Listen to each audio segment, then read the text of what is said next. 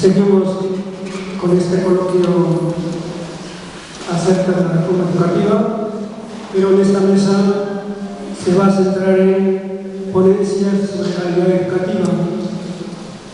Están con nosotros Carlos Reyes, Mayra González y María Eugenia Díaz, Miguel Ángel Burgos, Carmen Salgado, Marina Soto y José Luis Luna, Eduardo Yajaí Baez, Ignacio Hernández. 5 ponencias acerca de la calidad educativa. Comenzamos indicando que tenemos un promedio de un cuarto de hora para la exposición y aquí la compañera Verónica no trajo la bandera verde para indicar la incidencia, pero sí pone rojo y amarillo, así faltan algunos minutos para indicar cierre usted por favor, y en caso de que ya el rojo, pues damos la palabra al siguiente ponente, al siguiente ponente, a la que va a ser la ponente. Bien, comenzamos entonces con Carlos Reyes. Tenga la bondad. El título: la reforma de UNICEF, un mecanismo para envasar a la escuela pública.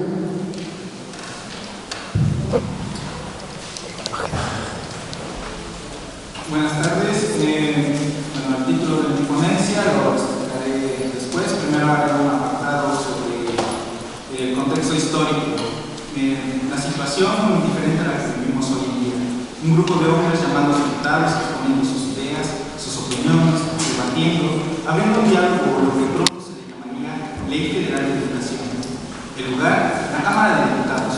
Solamente que 40 años antes, estamos en 1973, un contexto donde Luis Echeverría lleva la batuta de la presidencia y tiene a cargo a Vicente Bravo como secretario de Educación Pública.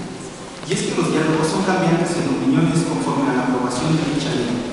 Mientras se realiza este consenso para esta nueva reforma educativa, se tratan todo tipo de temas como la educación, a mano de los actores particulares, el crecimiento de la matrícula escolar, la descentralización de la educación, el apoyo a la preparación de los docentes a cargo del Estado.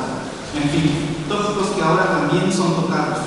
40 años que aún no se logra que todas estas reformas propuestas logren asegurar que la educación sea realidad.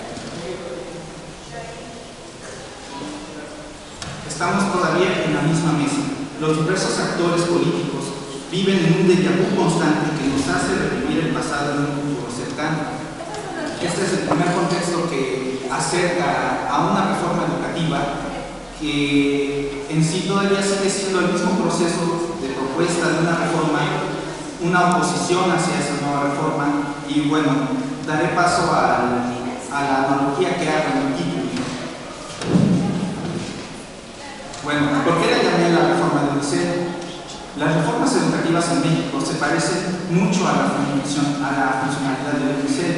Es ligero, desechable, reciclable, pero si se usa una segunda vez, las cualidades demeritan, es económico pero dura poco, igualito a las modificaciones que el gobierno mexicano pretende realizar a la educación en México.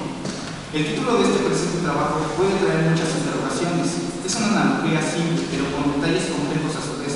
Este dichoso material de UNICEF ha sido utilizado en diferentes contextos y su uso tiene una regla: solamente puede ser utilizado una vez. El desgaste que tiene al usarse una vez, si bien no es notorio, se tiene la misma efectividad o cualidades que tenía cuando no se tiene la misma efectividad o cualidades que tenía cuando se usó la primera vez. Además de que siempre es el recurso más económico en algunas situaciones. Este material tan común, tan socorrido y reciclable. Bueno, acá la analogía que pretendo hacer es que la reforma, como se ha implementado, siempre ha tenido un desgaste, siempre ha tenido la misma forma de aplicación y no ha tenido el tiempo suficiente para que se compruebe que realmente es una reforma que asegure la calidad de la educación. Bueno, esto lo manejo ya después con la interpretación que se tiene del concepto de calidad educativa.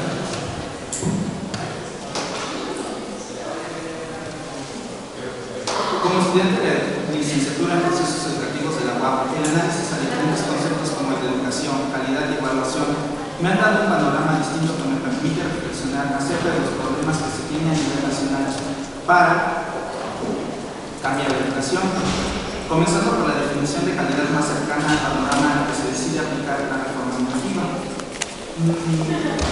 Yo aquí la definición que utilizaría para la calidad es que es el aseguramiento del bienestar educativo. Y yo asemejo mucho que el concepto de calidad que se ha ido manejando en las reformas políticas es un concepto con tintes neoliberalistas que se piensa en un enfoque viendo a la escuela como una institución, más que como una institución, una empresa. Y bueno, aquí a partir de esto sitúo dos casos al que llamé el pupitre de oro y el pupitre de unicel. Mi redacción empieza así respecto a estos dos casos. Llegan dos chicos a su escuela después de transportar los dos autobuses que conectan a su pequeño barrio con el gran centro escolar de una de las tantas ciudades de nuestro país. Estos chicos son Héctor y Elizabeth. Llegan con 22 minutos de retraso su clase de matemáticas de segundo de secundaria, impartidas por la maestra Erika, graduada en la máxima casa de estudios de esta ciudad, como licenciada en educación secundaria con especialidad en matemáticas. El retorno de los chicos no es tomado en cuenta, se les recibe con un par de preguntas sobre el tema que están a punto de aprender y que tiene relación con la distancia que estos chicos han recorrido para llegar al aula. La pequeña Erika puede responder con base en el tiempo transcurrido en el autobús, mientras que a Héctor se le facilita poder relacionar la pregunta con el número de autobuses que utiliza y lo que tiene que pagar.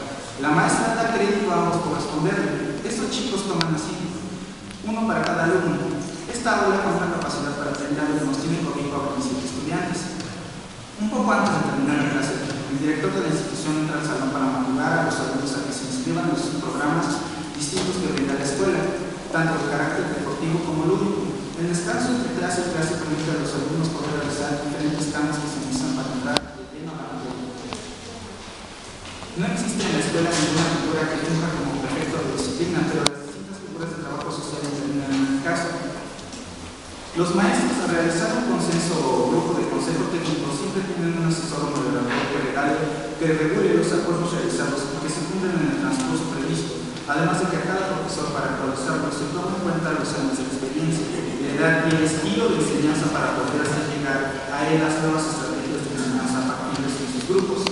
Las instalaciones por su uso tienen el desgaste normal, pero con la ayuda de todos en la escuela estos problemas son vistos como situaciones cotidianas que hay que resolver.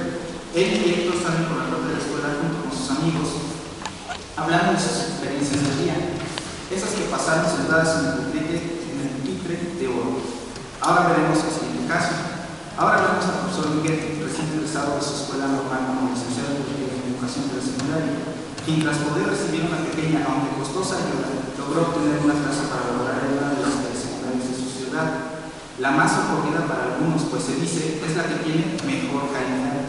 Han pasado ya casi 10 meses desde que entró a trabajar. La institución está al pendiente de que no falten clases. Al ser una telesecundaria, las sesiones se apoyan en la red de programas para auxiliar en las materias, pero desde hace un mes, la gran televisión que estaba a lo alto del pizarrón dejó de funcionar. Quizás algún día la manden a reparar, le decía el subdirector al profesor, quien apoyado en su libro de texto seguía impartiendo sus clases. No hay cómo gestionarlo directamente, ya que el director rara vez aparece por sus lugares. Las ganas de solicitar el material necesario cesan, pues ninguno de los demás profesores hace eso. ¿Por qué habría de hacerlo este nuevo profesor? Además, teniendo que lidiar con 30 alumnos con demasiada disciplina que pertenecían a un grupo más numeroso de 43 alumnos, donde los demás ya fueron expulsados, su compañera docente, la maestra Sara, ha castigado a sus alumnos sin receso. Ella sale por su almuerzo y regresa al salón de clases. Come enfrente de ellos y les platica que no quería hacer receso, pero no tuvo otra opción. Los alumnos se quedan sentados, estudiando, pues la prueba estandarizada anual a nivel nacional del año pasado no les dio una buena calificación a nivel de escuela y tienen que prepararse para el de la próxima semana, estudiando las respuestas del examen pasado. Un recreo más en ese pupitre de unicel.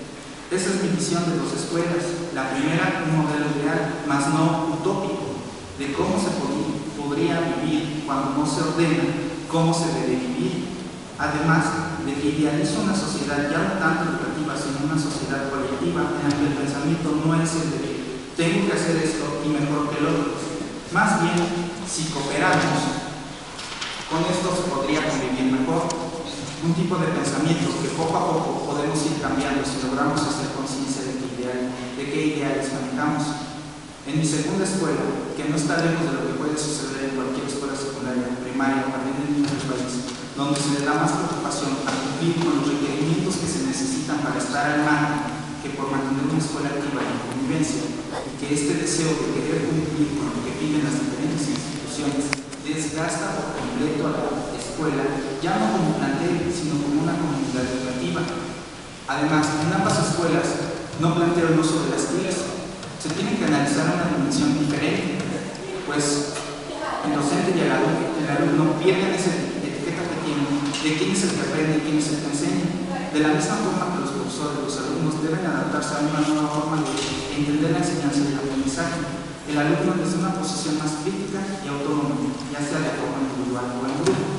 Debe aprender a buscar la información, a procesarla, es decir, seleccionarla, evaluarla y convertirla en una instancia de conocimiento.